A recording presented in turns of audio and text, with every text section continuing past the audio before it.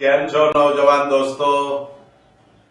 પાટણની ઐતિહાસિક નગરીમાં આપ લશ્કરમાં જોડાવા આવ્યા છો એ બધા જ યુવાન મિત્રોનો પાટણના સાંસદ તરીકે આપનું હાર્દિક સ્વાગત કરું છું.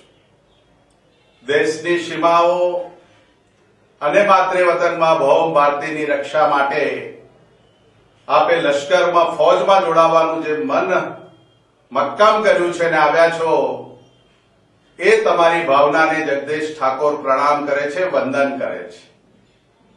આપ ઉંમરમાં નાના છો પણ આપના વિચારો દેશ માટેના, દેશની રક્ષા માટેના છે એટલે આપને વંદન કરું છું. જે લશ્કરના ઉચ્ચ અધિકારીઓ અને બીજા કર્મચારીઓ આવ્યા છે તેમને પણ પાટણની નગરીમાં હાર્દિક સ્વાગત કરું છું. બેરોજગાર યુવાનો, શિક્ષણ એ રાજનીતિમાં આવ્યો ત્યારથી મારું મહત્વનું લક્ષ્ય રહ્યું છે. દહેગામમાં 2 વખત ધારાસભ્ય તરીકે ચૂંટાયા પછી પણ પ્રાથમિક શિક્ષણમાં ઓરડાઓની ઘટ, શિક્ષકોની ઘટ, લાઇબ્રેરીઓ અને પુસ્તકો વાંચવા માટેની વ્યવસ્થાઓનું કામ કર્યું. પાટણમાં આવ્યા પછી લગભગ 42 જગ્યાએ કોમ્પ્યુટર સેન્ટરો ઉભા કર્યા. બેરોજગાર યુવાનો ઓનલાઈન એપ્લિકેશન કરી શકે, કોલ લેટર મંગાવી શકે. 20 જગ્યાએ સ્પર્ધાત્મક પુસ્તકો મૂકીને લાઇબ્રેરીઓ ચાલુ કરી.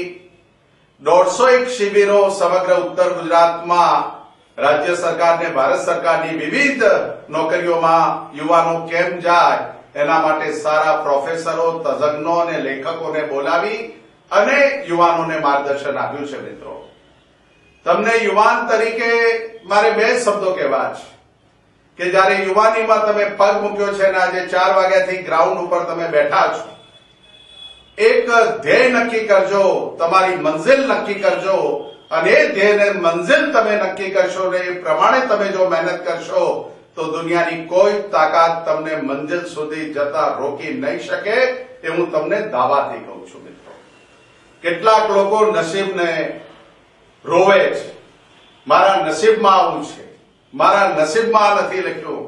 એવા મિત્રોને મારે કહેવું છે કે વિધાતાએ ગમે તેવા લેખ લખ્યા હોય પણ તમે વિધાતાના લેખને બદલી શકો તો જ તમે નવજવાન છો અને તો જ તમને માતા પિતાએ જે જન્મ આપ્યો છે એ યથાર્થ છે.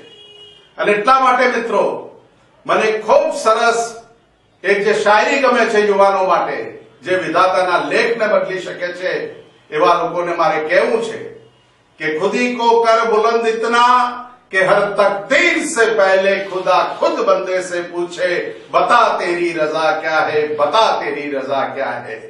વિધાતાના લેખ તમે બદલી શકો એવા યુવાનો બનો.